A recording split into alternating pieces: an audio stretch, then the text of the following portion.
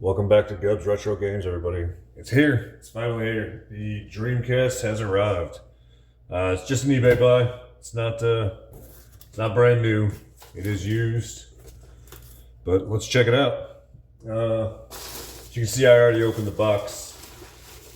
I haven't actually gone through and checked out what was in it. So let's go ahead and pull all this stuff out real quick and we'll figure it out from there. Let's check it out. You got anything else in there? Nope, nothing else. All right. Let's get this stuff off the table. Okay, so first up, looks like we got the Dreamcast itself here, the system. Where is it?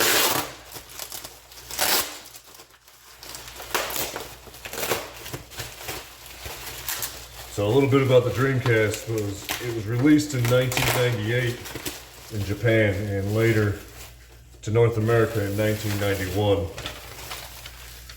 It was only around for about 2 years and they sold about 9 million units worldwide. What's really cool about the Dreamcast is it was the first console that could connect to the internet. And the internet wasn't great back then. It was dial-up. You can see here where you would attach the dial with a line to get it connected to the internet.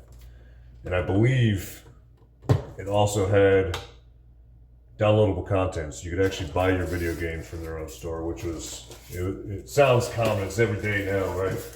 But back then, I said you factoring in 1999, it was brand new. It was a brand new concept. Nobody had ever, nobody had thought about it.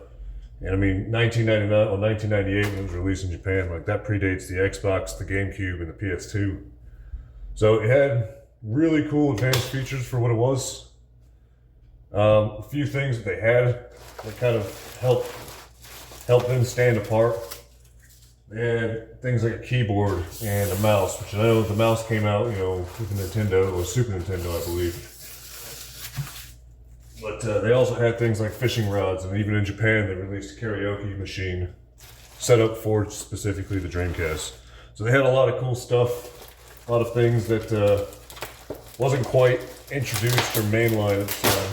And they kind of pioneered it going forward for a lot of other companies. So, I mean, kind of getting ahead of myself here. Sorry, guys. I'm excited about this. You can see some yellowing on the Dreamcast. I'm all right with that, honestly. Like, it's kind of just a sign of the age to me. It's going to happen. But it turns on fine. I mean, it's all right. Opens just fine. Let's see if we can get the rest of this stuff open. See what else we got. All right, so we got another controller. I know in my last video I showed you guys that I had bought a controller and a VMU.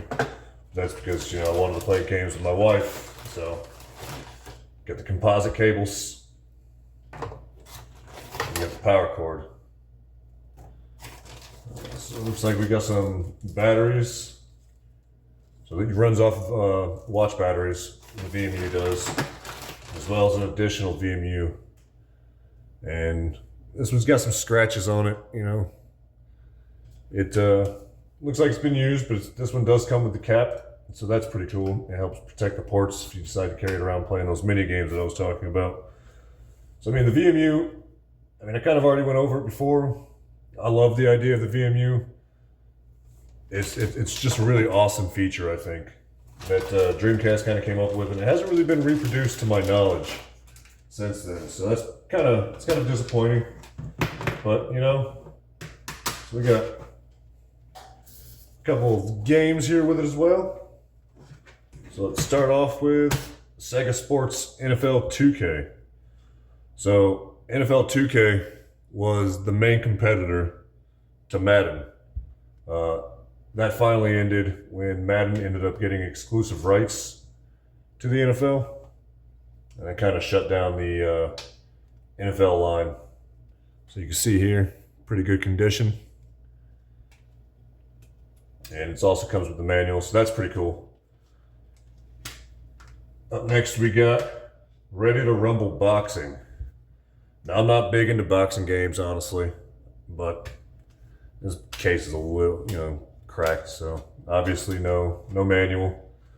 But not big into boxing games. I think it's really cool with this one though. This is actually one of the higher rating sales games for the Dreamcast.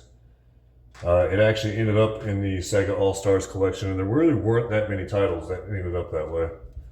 So I have a loose disc copy of Sonic Adventure. Really excited for that. This was the game to have back when the Dreamcast was out. It was the Dreamcast's best-selling game. So they sold about 2.5 million copies worldwide of Sonic Adventure. So that puts it just over 1 in every 4 Dreamcasts had a game. So that's really cool. What is this? Hydro Thunder. So Hydro Thunder looks like a boat racing game. I've never played a boat racing game. It's got a little bit of wear on it, but it is. It is what it is. But no, so it's got the manual. Let's see don't really know what this is about. Don't know what to expect, honestly. I've never really heard of Hydro Racing. Hydro Thunder, I'm sorry. So, if you guys know anything about it, please let me know if there's any tips or tricks that I should try out when I'm playing that. And then World Series Baseball 2K1, I'm sorry. And this was just a baseball game from what I can gather. It looks like it's got the manual. Doesn't want to come out for me. But yeah, let's check out the disc. Disc's in pretty good shape. But that's the Dreamcast, guys. I'm working on getting gameplay set up for some of these videos. So future videos, as I'm showing you these games, I want to have a little bit of gameplay in the background of it, so you guys can kind of see what it's about. That's something I'm still working on my end, but let me know if you guys have played any of these. And if so, are there any tips that you guys think I should know? Something to help me out along the way. Anyway, I appreciate you guys stopping in, and have a good one.